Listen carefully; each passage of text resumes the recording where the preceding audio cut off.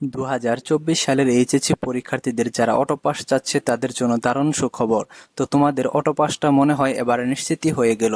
তো তোমাদের auto pass হওয়ার সম্ভাবনা কিন্তু এখন দাঁড়িয়েছে প্রায় 99%ই তোমরা বলতে পারো, অর্থাৎ অটো পাস আসবে এমনটাই বোঝা যাচ্ছে।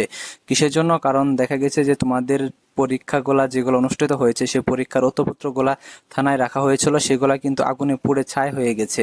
এর জন্য কিন্তু তোমাদের পরীক্ষাটা কিন্তু আর হবে বলে মনে হচ্ছে না।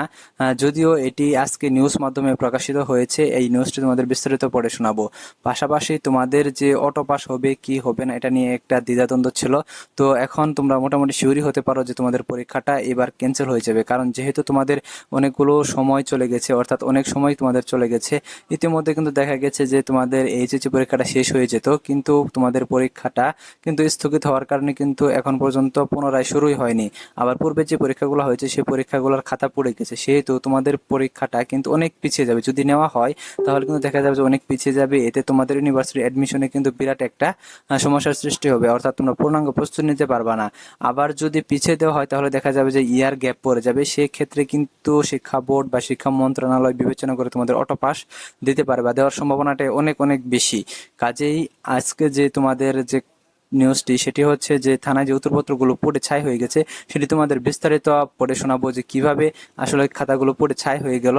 আর নিউজটি সত্য নাকি সেটি তোমাদের দেখিয়ে দিচ্ছি। এটি হচ্ছে যে জাগো নিউজ 24.com এর নিউজ, এবং এটি অবশ্যই একটি জনপ্রিয় সংবাদ মাধ্যম এবং এটি সত্য একটি নিউজ।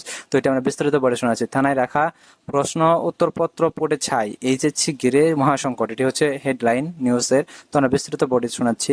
কোটা সংস্কার আন্দোলন ঘিরে জুলাই মাসের মাঝামাঝি থেকে সারা দেশে সহিংসতা শুরু। এরপর গণ আন্দোলনে শেখ হাসিনা সরকারের পদত্যাগ। চরম অস্থিতিশীল পরিস্থিতির মধ্যে দুর্বৃত্তদের দেওয়া আগুনে পুড়েছে দেশের বহু থানা।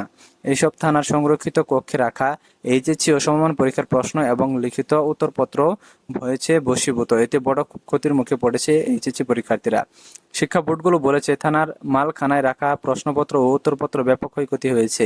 অনেক জায়গায় পুড়ে বশীভূত হয়েছে, সেগুলোর তথ্য সংগ্রহে তারা কাজ করছে। এ পর্যন্ত 18টি থানায় রাখা প্রশ্ন ও উত্তরপত্র পুড়ে যাওয়ার তথ্য পেয়েছে তারা। ভাঙচুর ও লুটপাট হয়েছে 60টির বেশি থানা। এসব থানায় রাখা প্রশ্নপত্র পড়লেও তেমন সমস্যা নেই, তবে শিক্ষার্থীরা পরীক্ষা দেওয়ার পর যে লিখিত উত্তরপত্র থানায় রাখা হয়েছিল তা পুড়ে যাওয়ায় ফলাফল নির্ধারণ করা কঠিন হয়ে পড়বে।